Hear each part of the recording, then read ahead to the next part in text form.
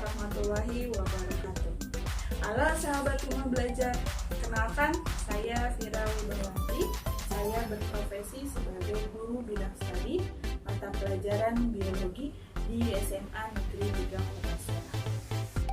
Oke sahabat, di dalam video ini saya akan membahas beberapa hal terkait dengan pembelajaran yang terjadi saat kondisi seperti sekarang. Kan sahabat mendengar istilah WFH dan pembelajaran daring? Ya, benar. Istilah WFH atau bekerja dari rumah dikenalkan dan disarankan oleh pemerintah karena kondisi lingkungan yang tidak. Dengan kondisi seperti itu juga, pemerintah kemudian menyarankan seluruh satuan pendidikan untuk melaksanakan pembelajaran daring. Sahabat, apa ya arti dari pembelajaran daring? Menurut Sujarwo, guru besar FKIP Unila, dalam tulisannya menjelaskan bahwa pembelajaran daring adalah pembelajaran yang menggunakan metode dalam jaringan atau online. Lalu, bagaimanakah kita sebagai pendidik melakukan pembelajaran tersebut? Model-model apa sajakah yang cocok untuk melakukan pembelajaran daring? Yuk kita simak pembahasan beberapa model pembelajaran, fitur, software, atau aplikasi yang dapat mendukung proses pembelajaran. Sahabat, dalam laman Sibatik Kemdikbud menjelaskan beberapa hal mengenai model pembelajaran. Di antaranya, model pembelajaran Blended Learning, Discovery Inquiry Learning, dan PJBL atau Project Based Learning yang dapat digunakan untuk pembelajaran daring seperti sekarang ini. Bagaimanakah perbedaan dari model-model pembelajaran tersebut? Dan seperti apakah sintak atau tahapan pembelajaran dari model tersebut? Yuk kita simak penjelasan berikut ini. Pertama, model pembelajaran Blended Learning.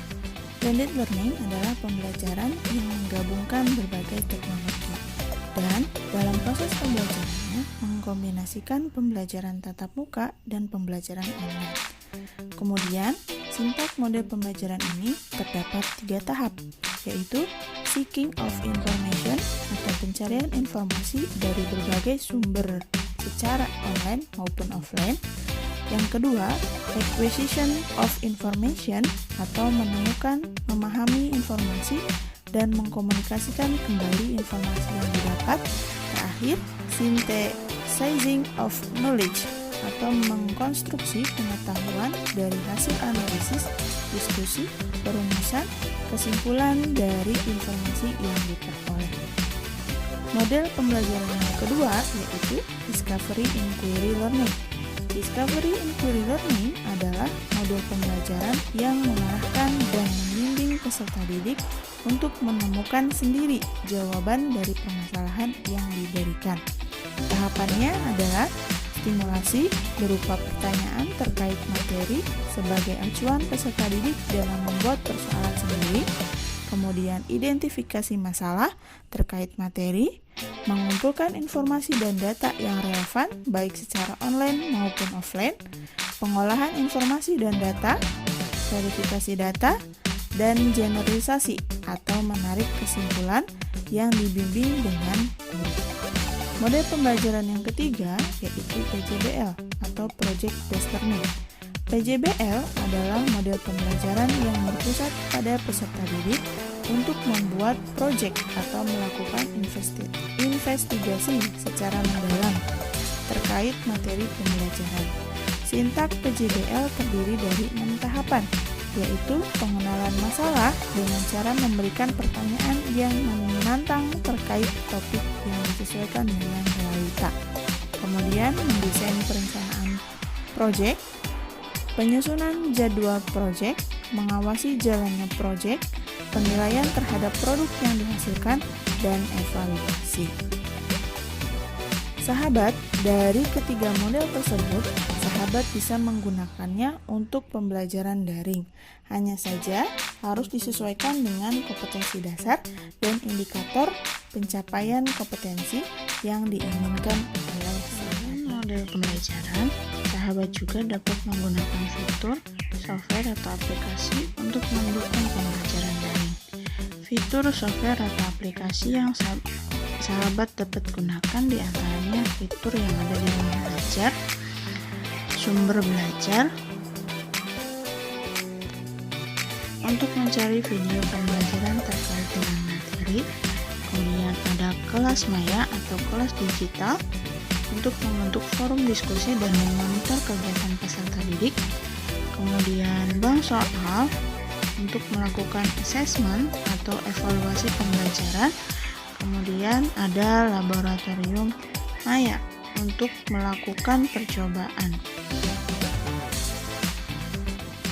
Selain dari fitur-fitur yang ada di rumah belajar, sahabat juga bisa menggunakan fitur dari Google, yaitu Google Classroom. Bisa sahabat searching di kolom pencarian yang ada di Google, yaitu Google Classroom. Kemudian sahabat pilih menggunakan akun yang dimiliki oleh sahabat sendiri. Setelah itu, tanda plus itu adalah untuk membuat kelas baru. Nanti posisinya macam-macam kelas terlihat di bagian paling kiri. Kemudian setelah terlihat kelasnya, sahabat bisa mengklik bagian kelas tersebut. Setelah itu kalian lihat kode kelasnya. Dari kode kelasnya itu barulah bisa di-share kepada siswa atau peserta didik. Selanjutnya, sahabat juga bisa menggunakan Google Meet. Kita searching juga di kolom pencarian Google. Nanti dengan menggunakan Google Meet, sahabat bisa melakukan pembelajaran secara tatap muka dengan peserta didik. Selanjutnya, ini adalah aplikasi yang dapat sahabat gunakan untuk melakukan pembelajaran daring, yaitu WhatsApp. Di dalam WhatsApp, sahabat bisa melakukan diskusi bersama dengan peserta didik. Yang terakhir, yaitu aplikasi dari KineMaster. KineMaster ini bisa sahabat gunakan untuk membuat video pembelajaran yang dapat membantu peserta didik untuk memahami materi. Nanti sahabat bisa melakukan pengeditan video pembelajaran menggunakan aplikasi KineMaster. Seperti inilah kurang lebih setelah sahabat masukkan berbagai macam video untuk melakukan editing video pembelajaran. Oke sahabat, itulah pembahasan beberapa model pembelajaran, fitur, software atau aplikasi yang dapat digunakan oleh sahabat untuk proses pembelajaran daring. Ada hal-hal yang kurang berkenan dalam proses penyampaiannya, saya ucapkan mohon maaf dan terima kasih kepada sahabat yang sudah menonton video ini. Tetap semangat untuk mencerdaskan anak bangsa. Terima kasih Rumah Belajar.